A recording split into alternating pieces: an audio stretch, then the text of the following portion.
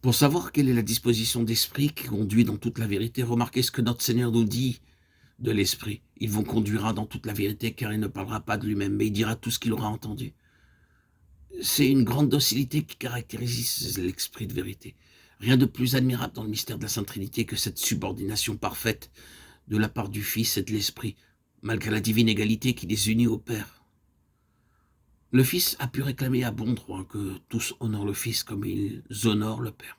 Jean 5, 23. Et pourtant, il ne croit pas déroger en disant « Le Fils ne peut rien faire de lui-même ». Ce que j'ai entendu de lui, je le dis. Jean 5, 19, 8, 26. Il en est de même aussi de l'Esprit de vérité. Jamais il ne parlera de lui-même. Nous pourrions trouver qu'il aurait le droit de le faire, mais non. Il ne dit que ce qu'il a entendu. L'Esprit craint de parler de lui-même. Il attend que Dieu parle et ne parle que quand Dieu parle. Il est donc bien l'Esprit de vérité. C'est là aussi la disposition d'esprit qu'il inspire à ceux qui le reçoivent. Il les rend dociles de cette douce et prompte docilité qui distingue les pauvres en esprit. Ceux qui ont le cœur brisé, tous ceux qui ont compris que leur propre sagesse et tous ces efforts pour saisir la vérité divine ne vaut pas mieux que leur propre justice, mais que Christ doit subvenir à l'une et à l'autre et que l'Esprit de Christ peut seul être en eux l'Esprit de vérité. L'Esprit de Dieu nous apprend aussi que pour lire ou expliquer l'Écriture, nous pouvons manquer absolument de cet esprit docile et soumis auquel le Saint-Esprit vient révéler le véritable sens de la parole.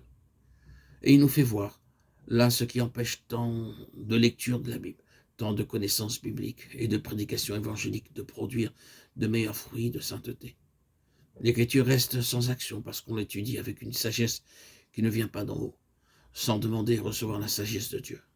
Il manque là le sceau de l'Esprit de vérité qui ne pense pas, ne parle pas de lui-même, mais qui dit ce qu'il a entendu. De jour en jour, l'Esprit de vérité reçoit toute chose de Dieu. Il sait garder le silence et ne dire que ce qu'il a entendu. Ces réflexions nous ouvrent les yeux sur le danger qu'il y a à vouloir chercher la vérité de Dieu dans sa parole sans s'attendre à l'Esprit de vérité qui demeure dans le cœur. L'ancien tentateur du paradis terrestre rôde toujours autour de chacun de nous. Et encore à présent, la soif de connaissance et la tentation qu'il emploie avec succès.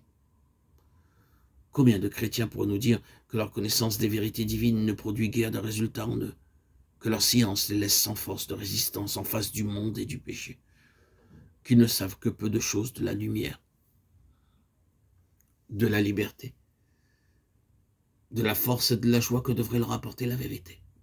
Il en est ainsi parce qu'ils cherchent à assimiler les vérités divines au moyen de la sagesse humaine, au lieu de compter sur l'esprit de vérité pour leur en donner la véritable intelligence. Que d'efforts sans résultat pour demeurer en Christ, pour marcher comme Christ, parce que la foi s'appuie sur la sagesse de l'homme plutôt que sur la puissance de Dieu. Que d'expériences d'ailleurs bénies n'ont été qu'éphémères, faute de compter sur l'esprit de vérité qui est chargé de faire de la présence de Christ une réalité durable. Ceci nous signale ce qu'il faut à la vie chrétienne et ce qui lui manque souvent. Jésus a dit, si quelqu'un veut venir après moi, qu'il renonce à soi-même et qu'il me suive. Matthieu 16, 24.